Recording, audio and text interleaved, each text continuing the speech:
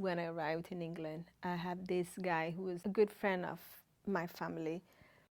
So when I saw him in a public place and I came to him and I gave him a kiss in his head, he turned red, completely red. And then I realized that I made something very probably inappropriate for the place, at least where I was.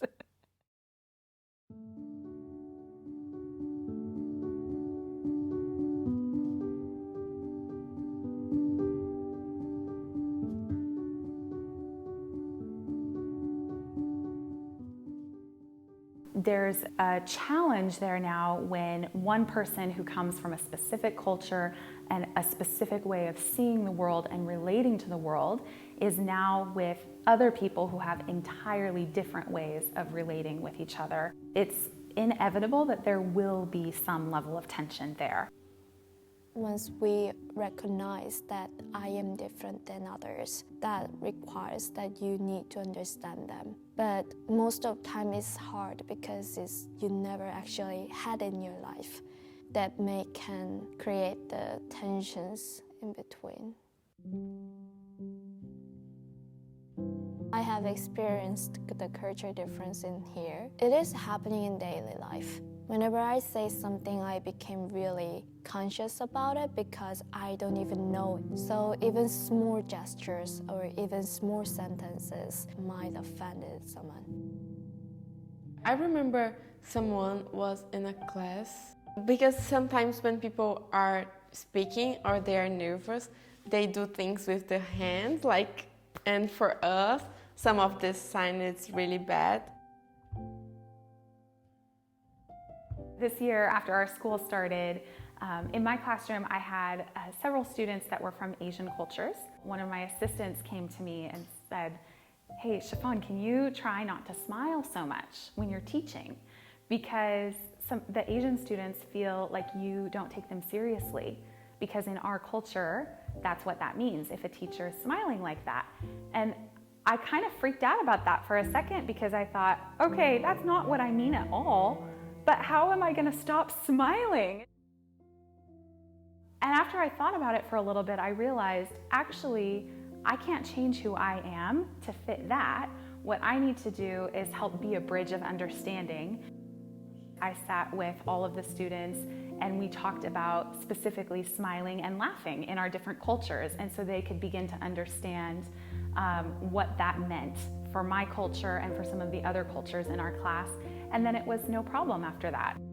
One hardest thing that I could say is sometimes I feel like I become a different person than I used to be, because in here, being in different cultures requires me to learn something new of their own cultures, that I had to be adjusted in their own cultures as well.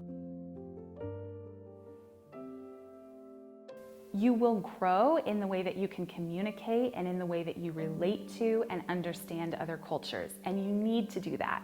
But it doesn't change your character. It doesn't change who God made you to be, your personality. I think the role of tension is like a little rock in your shoes. You can walk with that, but it makes you keep uncomfortable. In my experience in leading ECHO, every time we had conflict were the times when one of the sides were not open to listen.